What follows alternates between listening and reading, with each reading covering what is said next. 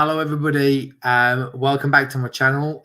Today, we're going to be doing a live stream session on how to create music and how to, produce your own songs and do all that kind of stuff. And we're going to start right at the very, very, very beginning, because I think it's important that we start right from the very start. I've had quite a few people who I work with, because of lockdown, not being able to record as much music as they would like. Now, some that are technically more savvy have been able to record their own vocals, send me their stems and things like that, and then I've been able to edit their tracks for them and then send it back to them. But for some other people, this has been more difficult because they simply just don't know how. And even though the information is quite widely available, it's not everyone has researched it. So I've decided I'm doing this more so for the people that follow me already, and just want to learn a little bit more about how they can go about recording more music, especially whilst we're still in lockdown, because who knows whether things will, open back up fully. If you've got any questions as we go along, please feel free to drop comments in the comment section. They will come up actually on the stream. So if you do have any questions, please feel free. Now, I did try this the other day and it did fail drastically, but I am going to try and do this again for you. So I'm going to share my screen now, and hopefully this is going to work. Yeah, so I'm going to click share, and now you're going to get this big weird thing that's going to come up, and you're going to see lots of me's. Hello there. Let me know in the comments who is watching, because I'm seeing this on a different program. So let me know if you're watching, and do let me know if you have any questions. So first thing that people run into a problem with, this is the number one problem. I had someone recently who says, Steve, I've just bought a digital interface. This is the thing that you plug into your computer, which you then plug your microphone into, so that you're then able to record your vocals into your computer. Anyway, they got this software, they got it all up and running and working and stuff, and then started recording and then had no sound. Nothing worked. So that's where we need to start, right at the very, very beginning. So I'm just going to head over now. So I'm just going to get rid of this because it's going to keep popping up. I am going to go to Logic. Logic is the program that I am using to record my music, or even podcasts, because this will work for podcasts also. But they are all very, very similar. They all do the same thing. Now, obviously, the more pro you get, the more advanced software you're going to want. But if you've got Reaper FM, which is super cheap, or if you've got GarageBand, which is completely free to Apple users, or if you've got any of the other softwares, there's loads of affordable ones out there. They all work in a very similar manner. But when you first load up a session, you're normally going to be greeted with a create page, create a new project. First few things you need to make sure you do, because this is the number one problem all beginners are running into, is I've got no sound, I can't get it to work. And it's 9 times out of 10 because you've not selected the correct device for your audio. So as I said, you've got your audio interface plugged in. Now you can see here, it says device Scarlett 2i2. That is the name of my interface that my microphone is plugged into. So if I click on that, it opens up this box, and then I can see output device, input device, and they both say Scarlett interface. If they don't, then you can find it, select it, and that's all you need to do. And they both need to be the same. You need to be able to hear because you've got your headphones plugged into it, and you need to have the input set. The next thing you're going to want, and I hear this all the time also, is, Steve, I'm recording my vocals, but I'm getting loads of echo. I can hear my voice 2-3 times. And that's usually because the buffer speed is too high. So the higher you have this number, the more lag you're going to have when recording instruments or vocals, but mostly vocals. There is a time to use this setting, normally when you're in the editing process, because what that will do is it will actually use less CPU power on your computer.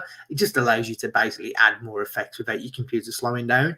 But for the purposes of this, I'm going to just keep it at the 128 that I normally use.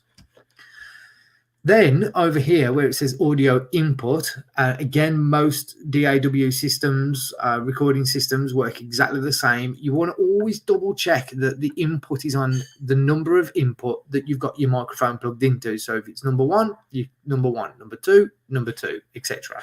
Okay. And that's pretty much it. So we click create. And then all of a sudden, you're going to hear my voice twice, because over here, we've got a few buttons. You've got your record button, which arms your device ready to start recording.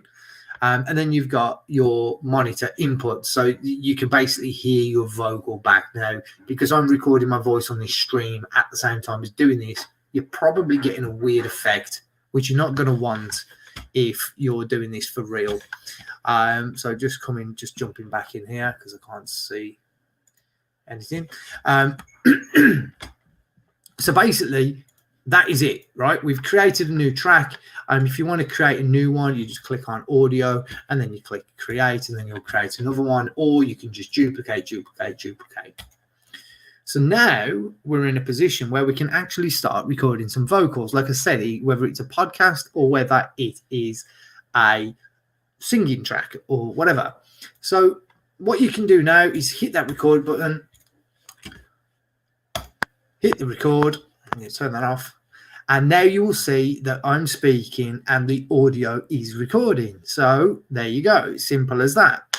Now, what about if you wanted to do that to a backing track? Well, that is dead easy as well, because basically all you have to do for that in most programs, in fact, I think it's in all programs, is just basically go into your folder, go and find a track that you want to record to.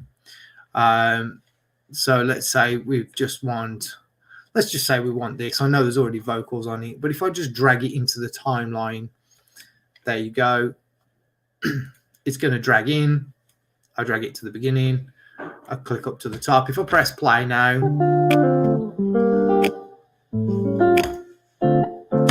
then you want to make sure that your vocal is armed. And again, you do that by just clicking the R button. And then if you hit R, if you're on Logic or GarageBand, it will start recording. Yeah. This is how you record, y'all. And that's it. So then you could see there, that my vocal then started recording. This is how you record, y'all. I know it feels like we always fight, but I know it's all right. Because every time that I see you. And guys, that is pretty much it. Now, just going to give you one more quick tip. All right. Let's say you have absolutely no idea how to edit vocals. You've got no idea how to make them sound better, whatever. If you're an Apple user, this is where you're going to find this tool really, really useful. You get this both in GarageBand and on Logic. So if I go over here into the top right corner and I click on this sort of media tab, I can click on voice patches. And these are ones that come as standard with the program. These are not ones that you've had to buy. So if I was to click on compressed vocal, for example, then what that will do is that will change how I sound vocally. So what I'm going to do now is I'm just going to record a little bit so you can hear my voice without it. So I'm going to turn it all off. And then I'm going to record a bit, and then I'm going to play it back with the effects on so you can see the difference. Hello, everybody. Welcome to the podcast. Today, I'm going to be talking about music production. I did it from the wrong place, but it doesn't matter. So, go back to the beginning. Hello, everybody. Welcome to the podcast. Today, I'm going to be talking about music production. Okay, now we want to add those effects back on. Now, let's have a listen. Hello, everybody. Welcome to the podcast. Today, I'm going to be talking about music production. And now, all of a sudden, it sounds a bit more compressed, a little bit more, there's less background noise. And what it's done is basically added some EQ, so it's made my voice a little bit bassier, and it's added some compression. And typically this normally would be used for singing a vocal. But then if you don't like that one, and you like this one instead, if you listen now, it will have changed it again. This one is more of a reverby kind of sound. You've got a little bit of echo with this. Hello, everybody. Welcome to the podcast. Today, I'm going to be talking about music production. Okay, now obviously just imagine you were singing that and then you will have quite a different sound. So that is the basics. That is literally all I want to show you for now. The only other thing I really want to stress that is super important at this stage when you're just first learning how to get into a system and become familiar with it is just always remember, guys, that when you're recording your vocals, especially if you're singing, you don't want to have that gain volume too high, because if you do, all that's going to happen is your vocal is going to peak. It's going to be a massive sound wave file and it's going to sound terrible. So you always want to make sure on your mixer that when your vocals are coming in, they're staying in that green to yellow zone. You don't ever want it going all the way up to that zone there, because that does not sound good. So you want to take a step back from your microphone and just make sure that you've got, a good distance and a good volume coming into the mic where you're not going to be deafening your audience. I will have other videos about that coming very, very soon. And also, if you subscribe to my channel, I'm going to have very soon a competition where I'm going to be giving away 3 licenses to an awesome piece of music software that you're going to be able to use on your productions once we get to that stage. So for today, what we've learned as a recap is how to get into the door, how to set it up, how to make sure you've selected the correct settings so that you don't get any lag or feedback, and how your computer is then synchronized to your digital interface. Now, if you don't know which digital interface to buy, after the stream is finished, I'm going to be posting some links in the description where you can click on them and go and buy the one that I would highly recommend. I have a brand that I've been using now for 12, 15 years nearly, and it's never let me down. In fact, the one I'm using right now, I've had this actual box itself for at least 8 years. So they're very durable, very good value for money, and they are relatively affordable. There are cheaper ones that aren't as good, but if you're going to be doing this for, even if it's just home studio stuff, I would highly recommend that. That's probably the thing you're going to want to go and get that is of quality, because if you get a bad one, then they will sound terrible, and there'll be no amount of editing that will fix the kind of things that will come from a bad device. So I hope that has been useful for you today. If you do find that you have any questions, please get in touch below in the comments, and I will get around to answering your comments, and I will come back and make more videos. So yeah, thank you very much for watching, if you have watched, and I will be back again very soon with some more tutorial videos. Thank you.